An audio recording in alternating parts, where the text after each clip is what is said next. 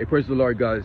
My name is Straw Greenhorn. When they were come nigh unto Jerusalem, unto Bethpage of the Mount of Olives, Jesus sent two of his disciples, saying, Go you over into the town over against you, and straightway you shall find an ass and a colt tied with her. Loose them and bring them unto me. And if any man shall say aught unto you, say unto him that the Lord hath need of them, and straightway he shall send them. All this was done that it might be fulfilled, which was spoken by the prophet, saying, Behold, tell ye the daughter of Zion, that her king cometh unto her, meek and lowly, riding upon an ass and upon a colt, foal of an ass.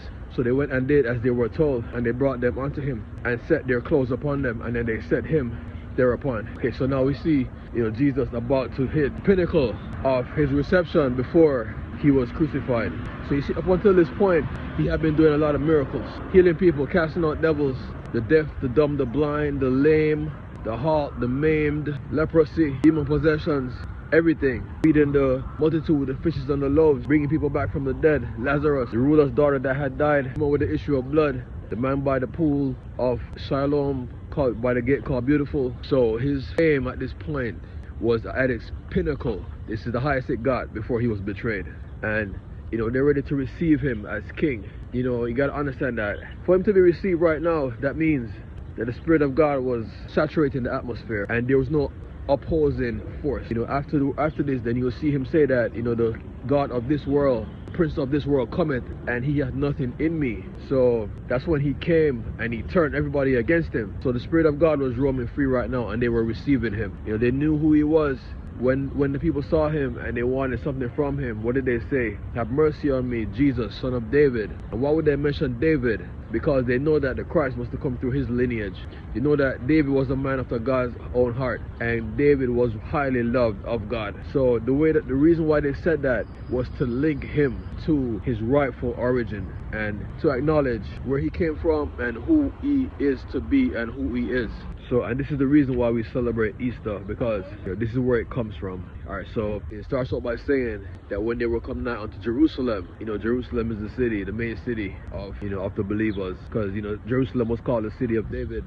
And when Jesus was given a list of things not to swear by, he said, swear not by thine own head, because thou cannot make one hair black or white. Swear not by the heavens, because it is God's throne, neither swear by the earth, because it is his footstool.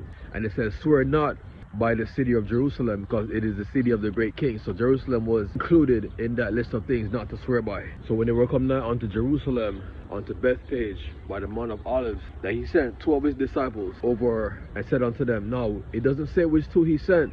We know that Judas kept the money bag. We know that John was the one that he loved. We know that Peter was kind of the leader. It doesn't really say which one he sent, I guess, because I guess it really didn't matter. But it does say that he sent 2. Let every word be established in the mouth of 2 or 3 witnesses. And just like before, he had sent them out 2 by 2, and they came unto him saying, that the spirits are subject unto us. So it wasn't a solo mission, and he didn't send a majority of them. So he said, go you over into the village over against you. That means go over into the next village. And straightway you shall find an ass and a colt tied with her. So it gives the sex of the donkey, which is the ass, which is female, but not so much the colt. Loose them and bring them unto me. Now it doesn't say it in this translation, but it is interesting to note that whereon never a man sat. Now for a donkey to get to that age on a colt, well, the colt was obviously younger. Now it doesn't tell the age of the colt, but God, he can use anything. He said, and a little child shall lead them. The age of this colt, it could have been from as young as it needed to be to as to whatever age, but it was obviously named a colt, so it was still in that younger stage.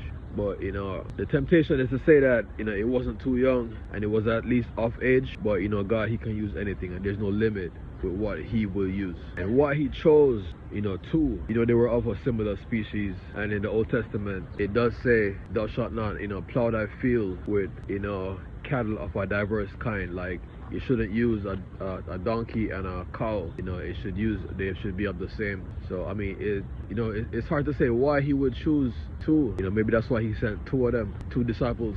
But why he would choose 2 animals? Because as we'll see later, we know that he sat upon the donkey. Usually they'll use second animal to carry their stuff. And throughout well, we haven't gotten there yet, but from my past reading, I don't remember saying that he had a lot of stuff with him. So I can't really tell you why I must be honest, I can't really tell you why he would choose 2 animals, but I can tell you why he sent 2 disciples, one to take each. In the Old Testament, when he spoke, when he told the prophet not to go to the king, Balak, who wanted them to curse the Israelites when they were coming out of Egypt, we know that it was only one donkey. Alright, so then he goes on to say, and if any man says aught unto thee, say unto him that the Lord hath need of them, and straightway he shall send them. So, this is a very powerful statement, because, in those days, animals were really all you had, right? They were your possessions. A man's riches were described by the animals that he possessed. When they were describing Job's riches, the same thing. When it said that Abraham got rich, it was in cattle and silver and gold. So, it would be hard for a stranger to come onto you asking you for your animals, and you don't know who it is. You never seen these guys before. I mean, Jesus, I'm pretty sure Jesus, would have been through that region, when he was doing his miracles, or at least people would have heard of him. And maybe they would have been able to recognize the disciples, who they were. But, it doesn't really give any indication to that. So, this person, maybe he got, a visitation from an angel, like, Joseph did when Mary was found with child, or Elijah when he was sent unto the widow woman and her son. So either there was a visitation from an angel and they were told this, specific phrase to expect, or, God would still send, angels in the way for, things like this, to prepare, things so that they go smoothly, and sometimes they are seen and, you can even communicate with them, or sometimes they're not. They just go in the way, and they just open up every gate and every door, that needs to be open, and everything does flows smoothly.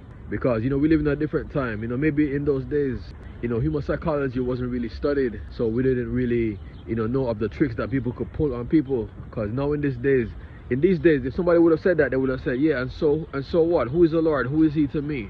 Like with David, I mean, if you look at David and Nabal, when David sent unto Nabal asking of him, bread and wine and grapes and all that, and stuff, and Nabal said, who is David unto me? Who is the son of Jesse? And he said no, and that's when David wanted to kill him. So, alright, so this was the key phrase, and when he said it, they got what they wanted, and they brought him. So it goes on to say that it might be fulfilled which was spoken by the prophet, saying, tell ye the daughter of Zion, that her king cometh unto her, meek and lowly, riding upon an ass, and upon a colt, the fall of an ass. So it was meant to, these animals was meant to symbolize humility. But I will say this, that in those days, it's not like they had cars, fancy cars, or they did have chariots, so he could have come in a chariot, because the chariots were drowned in the Red Sea when they were crossing over into the promised land, the Egyptians. But if you were to examine what grandiose way he could have come, chariot, maybe a horse, did they have anything else? But it says that, tell thee the daughter of Zion. So Zion is used to symbolize the promised land, like the place of faith, like the motherland, like where everything began, like the main focus, Zion. It carries a kind of respect with it, that when you hear that word, it just it sets the tone for itself. So tell you the daughter of Zion, that her king cometh unto her, Jerusalem being the daughter of Zion, meek and lowly, riding upon an ass and upon a colt, the foal of an ass. So it goes on to say that they did as they were instructed, and they brought them unto him. Now they set their clothes upon them, and then they set him thereupon. This was kind of like done to give him majesty. The ass and the colt, I'm guessing that they were not sent with saddles, so they used the clothes to make a makeshift saddle. But this was to symbolize his majesty. Like I said, this donkey and this colt, it says whereon never a man sat, so nobody had ever sat upon these animals. It just goes to show you that God has a way of hiding things, that when they are designed for a specific purpose, that they will be untouched, because there's no way that this donkey grew to full adult age and even had an offspring, because it says upon the ass, we call the foal of an ass, the offspring, the baby of an ass, the donkey. So I'm saying it'd be pretty impossible in those days, because these animals were working animals, and they were even used for transport, and for no one to have sat upon this one. Something interesting to note, that no human had sat upon this ass, right? But if this was the mother to this colt, that means that a male ass had gotten, you understand what I'm saying? So he was getting ready to make his journey, to receive his Hosanna and his praises. My name is Straw Greenhorn.